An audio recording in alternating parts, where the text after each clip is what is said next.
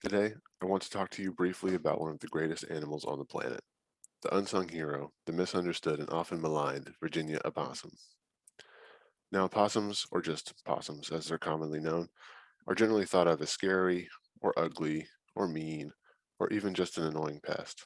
But this couldn't be further from the truth. Opossums possess a number of amazing traits and adaptations that make them maybe my favorite animal. But first, let's look at their classification. So opossums are of course mammals. They're marsupials, meaning that babies are born very early in their development, and then grow for a time in some kind of pouch.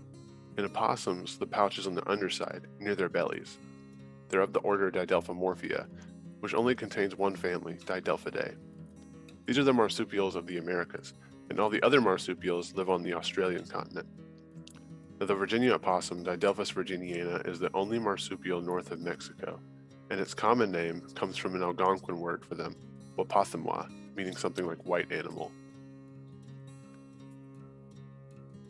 Opossums are pretty widely distributed across North America, ranging from southern Mexico all the way to Canada, as well as within the central US, and they've been introduced in the West as well. Individual opossums have a home range of about 50 acres, but they aren't territorial in that they don't worry about other possums in their range, and good quality habitats can support up to 20 possums. Many opossum territories overlap, and generally they don't like to go too far or work too hard for food. If they've got resources, it's likely they'll stick around. And famously, they aren't picky eaters. Opossums can be thought of as one of the waste managers of the wild. They eat all sorts of carrion, even bones for the calcium, eggs, small animals, insects, veggies, fruits, grains, and if they're around humans, even food thrown in the garbage is fair game. They are also heroes when it comes to stopping the spread of Lyme disease. Opossums get ticks on them like most mammals.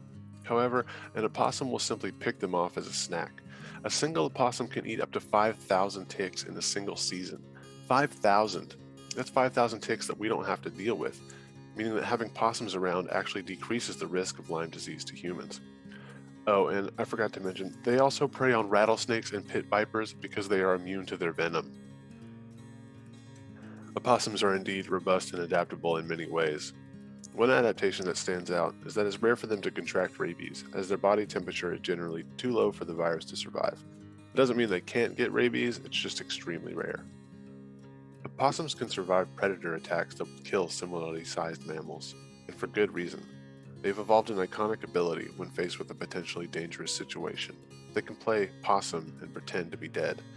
An opossum will draw back their lips, bare their teeth, foam at the mouth, partially close their eyes, and even release a foul odor to discourage potential predators.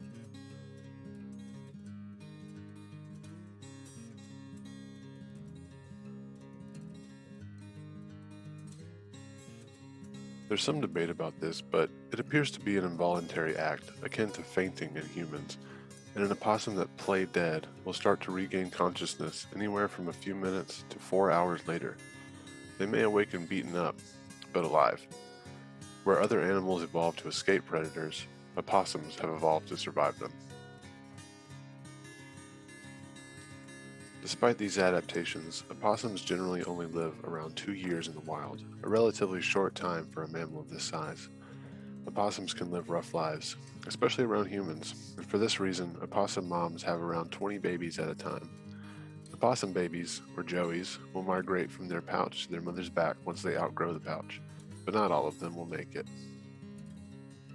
Generally, opossums grow to about the size of a large house cat, with the males being slightly larger. They are semi-arboreal, living mostly in trees or browsing on the ground, and their prehensile tails help with climbing and balance. Young possums can even hang from them in an extremely cute display of acrobatics. Possums are nocturnal and are only rarely seen in the daylight. As such, they prefer areas that are away from other animals, in dark, secluded spaces above or below the ground. As with their diet, for their homes, opossums take a path of least possible resistance attitude, and don't put a ton of effort into building their den. An abandoned burrow will be just fine. A small hole somewhere is perfectly suitable, and they will stay in that space as long as food and water are available. And with that, I'll leave you with the soothing sounds of some baby possums enjoying some bananas.